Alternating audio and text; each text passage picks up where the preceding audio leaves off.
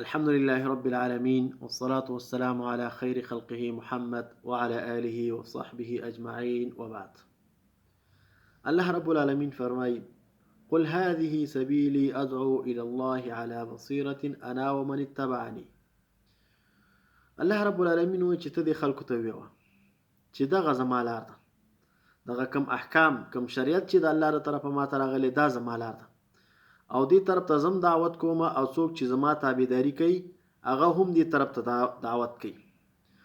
علی بصیرة، خدا په څه باندې؟ په علم باندې. دعوت په څه باندې کوو؟ په علم باندې کوو. معنا دا شو چاته د یوې مسلې د یوې خبرې پته نه وي په اسلام کې، نو په کار داره چې هغې طرف ته چاته دعوت ونکړي. دغه رنګي په دعوت کې سړی باید دا وپېژني چې یو چاته دعوت کوي چې د څه دعوت ورته وکړي. اوس مثال د خبرې، یو سړی دی د قبرونو ته سجدې کوي، یو سړی د پیرانو نه غوښتنې کوي چې پلانې پیر دی او بستانې پیر دی، یو سړی کې نور شرکیات او کفریات دي، نو هغه ته دا ضرورت نشته او نه ورته دا فایده رسي چې سړی ورته لمونځ وښي یا ورته روژه وښي یا ورته زکات وښي یا ورته بل شرعي حکم وښي، بلکې اول د هر څه نه مخکې ورته دا بیانول پکار دي چې ستا په عقیده کې دغه مسله د لا اله الا محمد رسول الله د عقیدې مخالفه ده، چې تر څو پورې دا د خپل عقیدې نه وي ایسته کړي نور اخوا دعوت باید ورته ونه کړي.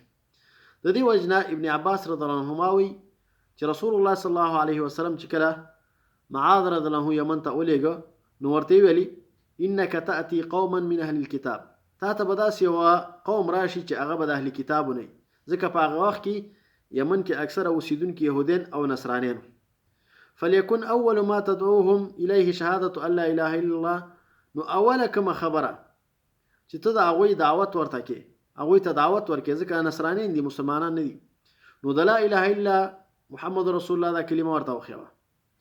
یو روایت کې راځي تر دې چې د الله رب العالمین وحدانیت اومني الی ان یوحد الله، چې تر څو پورې چې د الله وحدانیت اومني، که چیرته د دې ستا اطاعت وکړو دا خبره ستا ومنله، فعلمهم ان الله افترض علیهم 5 صلوات فی کل یوم ولیله، نو بیا ورته چې په تاسو باندې الله رب العالمین مونږ په شپه ورځ کې 5 ټیمه دا فرض کړی دی، خو که چیرته دا خبره ونه منله د دې نه مو واپس کیږه.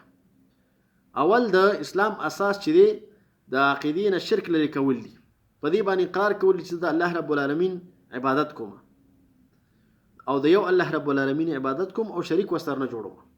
چې یو سړی ورسره شریک جوړي هغې ته د دې دعوت د دې ضرورت نه پاتې کیږي او نه ورته فایده د دې حاصلېږي شته ورته نور څخه. که چېرته نبي علیه الصلاة والسلام ورته د دې ستا تابعداري وکړله، دا خبره هم ومنله، لمونځ یې ومانه، په هغې باندې اقرار وکړه، نو بیا څه وکړه؟ نو بیا دا ورته وښیوه چې افترض علیهم صدقة تؤخذ من اغنیائهم فترد على فقرائهم، بیا ورته چې په تاسې باندې زکات فرض دی، د غنیانو نه به اخیستلی کېږي او فقیرانو ته به ورکولی کېږي. که د دې خبرې اطاعت یې وکړو نو بیا د هغوی د عزتمندو مالونه ځان ساته، کوم چې ښه مالونه دي هغه ورنه مه اخله په زکات کې، که په خپله تا به ورکول هغه جدا مسله ده، خو په زور یې ته داسې مالونه مه اخله چې هغه هغوی ته ګران وي. بیا ورته نبي علیه الصلاة والسلام وی: واتق دعوة المظلوم، د مظلوم د خیراو نه ځان وساته، فانه لیس بینها وبین الله حجاب، ځکه د مظلوم د خیرا او د الله رب العالمین ترمنځ پرده نشته، چې کله تا هغوی باندې ظلم وکړه او هغوی در پسې خیرا وکړه نو الله رب العالمین څه کوي؟ قبله. دغه رنګي علي رضی الله عنه چې کله په خیبر کې رسول الله صلی الله علیه وسلم ورته بیرغ او جنډه ورکړله، نو نبی علیه الصلاة والسلام ورته ویلي چې ته خلکو ته اسلام ته دعوت ورکړه او بیا ورته هغه څه وښیوه چې کوم هغوی باندې لازم دي چې مخکې د ابن عباس رضی الله عنهما په حدیث کې تیر شو.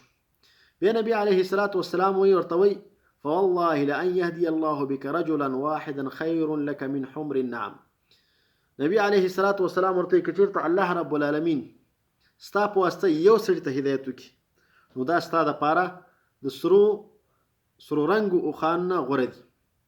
په هغه وخت کې اوښانو ډېر اهمیت لاره، لکه اوس وخت کې اکثره ښې موټرې او دا اهمیت لري.